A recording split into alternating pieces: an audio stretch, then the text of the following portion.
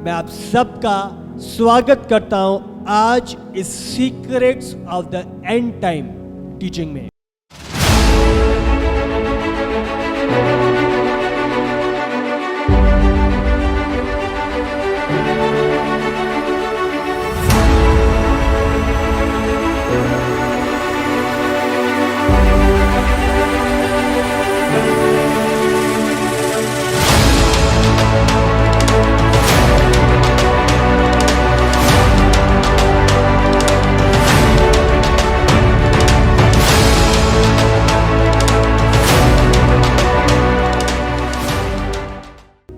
अब तीसरा, सबसे पहले हमने देखा क्या क्या चीजें अलग होंगी।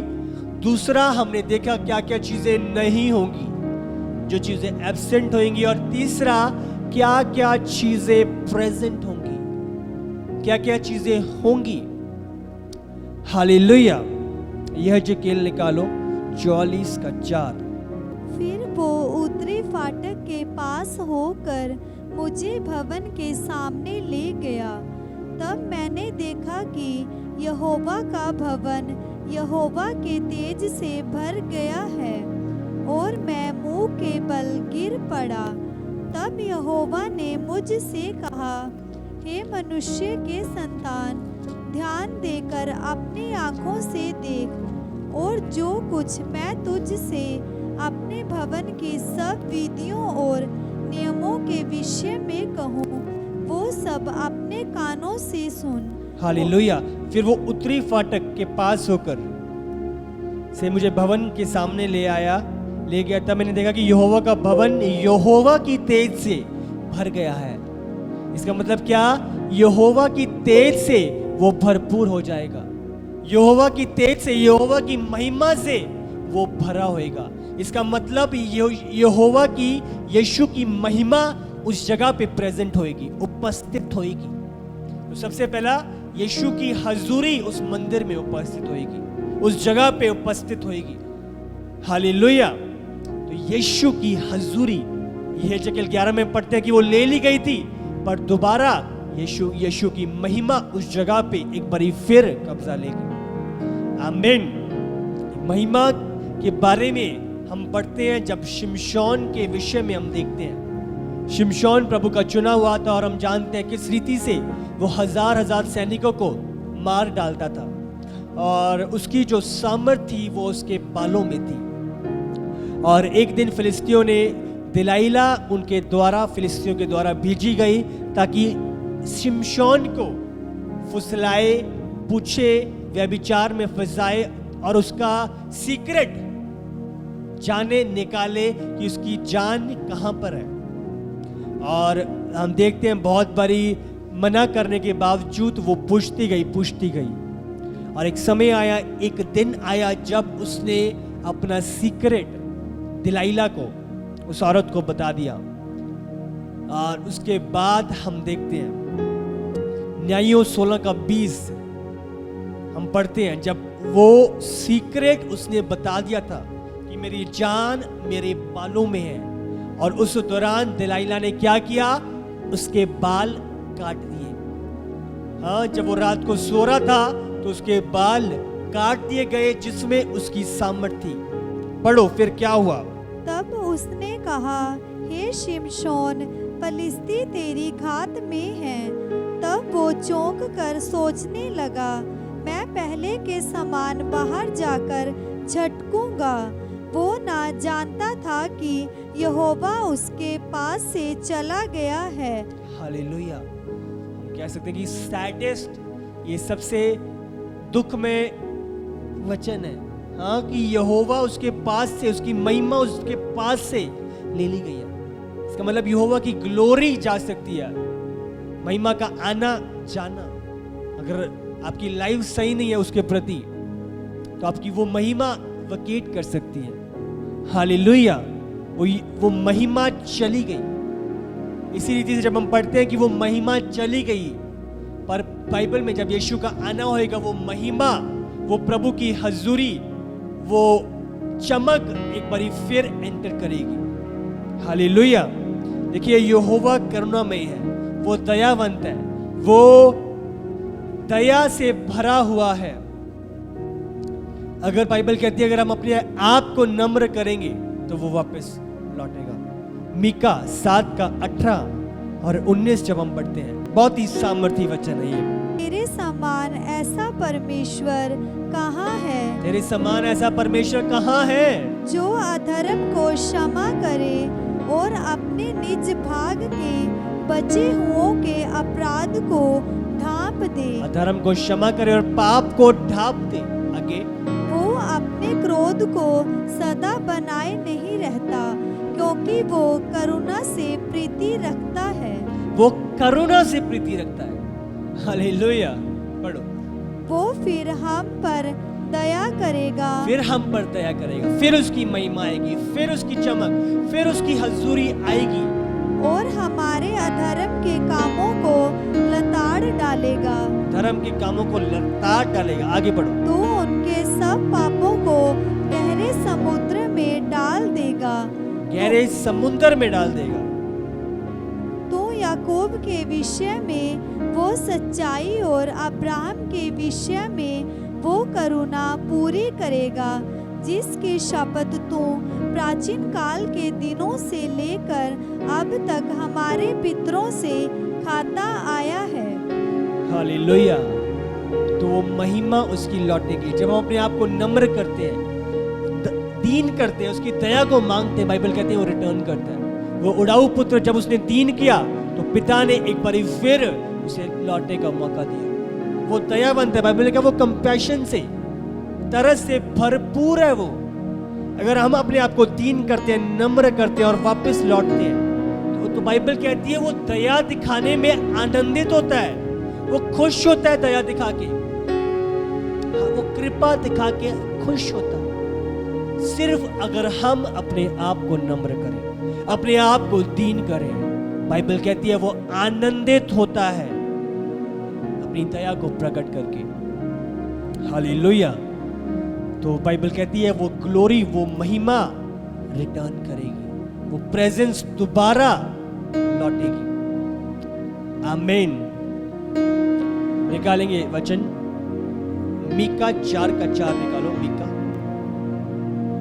और लोग आगे को युद्ध विद्या ना सीखेंगे, परंतु वे अपनी अपनी दाखलता और अंजीर के वृक्ष तले बैठा करेंगे, और कोई उनको ना डराएगा। सेनाओं के यहोवा ने यही वचन दिया है। हालेलुया। तो कोई युद्ध नहीं होएगा, आपस में वो एक दूसरे से मिले रहेंगे, एक दूसरे के साथ अपना जीवन व्यतीत करेंगे। हालेलुया। तो कोई लड़ाई नहीं, कोई झगड़ा नहीं, पर आपस में इस दौरान प्रेम बना रहेगा, एक दूसरे के साथ शांति में व्यवहार बना रहेगा, एक दूसरे की सहना बना रहेगा, आत्मा के फलों में लोगों का चलना बना रहेगा, क्योंकि ये किंगडम यीशु के द्वारा चलाया जाएगा। हालेलुया। तो हम देख सकते हैं अच्छाई का जीवन लोगों की लाइफ में बढ़ेगा, सहनशीलता उनकी लाइफ में बढ़ेगी। हालेलुया। तो ये जो चीजें प्रेजेंट होंगी उस दौरान, शायद 19:23 से 25 पढ़ेंगे। उस समय मिस्र से अशूर जाने का एक राजमार्ग होगा, और अशूरी मिस्र में आएंगे, और मिस्री लोग अशूर को जाएंगे, और मिस्री अशूरियों के संग मिलकर आराधना करेंगे। उस समय इस्राएल, मिस्र और अशूर तीनों मिलकर पृथ्वी के लिए आशीष का कारण होंगे, क्योंकि सेनाओं का यहोवा उन तीनों को ये कहकर आशीष देगा, धन्य हो मेरी प्रजा मिस्र, और मेरा रचा हुआ अशूर, और मेरा निज भाग इज़राइल। हालेलुया। मिस्र, अशूर और इस्राएल तीनों मिलकर पृथ्वी के लिए आशीष का कारण होंगे। इसका मतलब वो इकट्ठा होंगे। हमने पढ़ा था वो बच्चा और सांप इकट्ठा खेलेंगे। हाँ, वो जो शेर है और वो बच्चे हैं वो आपस में घुल मिल के रहेंगे। तो इस दौरान जो होएगा, अशूरी लोग जिनके बारे में हम पढ़ते हैं हम देखते हैं वो कितने खतरनाक थे। हाँ, जब इज़राइल के दौरान जब हिजकिय्याह राजा था, हमने देखा था युद्ध के दौरान, क्योंकि जब इज़राइल पहले दो भागों में बटा हुआ था, यहूदा ऊपर और इज़राइल नीचे, उन्होंने यहूदा के ऊपर जय हासिल कर ली थी। और किंग हिजकिय्याह जो इज़राइल का था, जो यहूदा का था, तो उस दौरान वो बहुत घबराया हुआ था, बहुत डरा हुआ था कि हम क्या करें। पर उसने विनती करी प्रार्थना के द्वारा, और प्रार्थना के द्वारा रात को हम देखते हैं किस रीति से प्रभु का आत्मा गया और सब ढा दिए गए थे। हालेलुया। तो उस दौरान माना जाता है इतनी खतरनाक वो लोगों को दंड दिया करते थे, उनके शरीर में से मांस को निकाल देना, उनके हाथों को पैरों को काट देना। इतना विरोध था आपस में उनके बीच में, और इतने खतरनाक थे ये अशूरी। पर बाइबल बताती है ये लोग भी जो इज़राइल के खिलाफ थे, मिस्र जो लोग इज़राइल के खिलाफ हैं, ये तीनों, इज़राइल, मिस्र और अशूर, तीनों मिलकर पृथ्वी के लिए आशीष का कारण होंगे। जाने का, अशूर जाने का एक राजमार्ग होगा, और अशूरी मिस्र में आएंगे, वो आएंगे, और मिस्री लोग अशूर को जाएंगे, और मिस्री अशूरी के संग मिलकर आराधना करेंगे। ये तीनों जो देखना नहीं चाहते, ये मिलकर आराधना करेंगे। तो ये चीजें हम बात कर रहे हैं, क्या क्या चीजें प्रेजेंट होंगी। मिस्र, अशूरी और इजरायली इकट्ठे मिलके आराधना करेंगे, इकट्ठे मिलके बने रहेंगे। ये सेनाओं का यहोवा उन तीनों को कहकर आशीष देगा, तीनों को आशीष देगा। धन्य है कि मेरी प्रजा मिस्र, और मेरा रचा हुआ अशूर, और मेरा निज भाग इजराइल। हालेलुया। तो तीनों मिलकर बाइबल बताती है आशीष का कारण ठहरेंगे, और मिलके एक दूसरे में, उनके बीच में प्रेम बना रहेगा। हालेलुया। एक ही पेड़ के नीचे आपस में फलों में बढ़ना, उनके साथ रहना, और कोई शत्रुता, कोई दुश्मनी, कोई युद्ध नहीं, पर वो प्रेम में आपस में बने रहेंगे। हालेलुया। अगला वचन निकालेंगे, यशायाह 2:4 पढ़ेंगे। वो जाति जाति का न्याय करेगा और देश देश के लोगों के झगड़ों को मिटाएगा, और वे अपनी तलवारें पीटकर हल के फाल और अपने भालों को हंसिया बनाएंगे। तब एक जाति दूसरी जाति के विरुद्ध फिर तलवार ना चलाएगी, ना लोग भविष्य में युद्ध की विद्या सीखेंगे। हालेलुया। कोई युद्ध ना होएगा, ना कोई युद्ध की विद्या सिखाई जाएगी, कोई तलवारों से जीतना नहीं होएगा, ना अपने आप को बचाना होएगा, क्योंकि यहोवा खुद ही शांति में शासन इज़राइल के मंदिर से करेगा।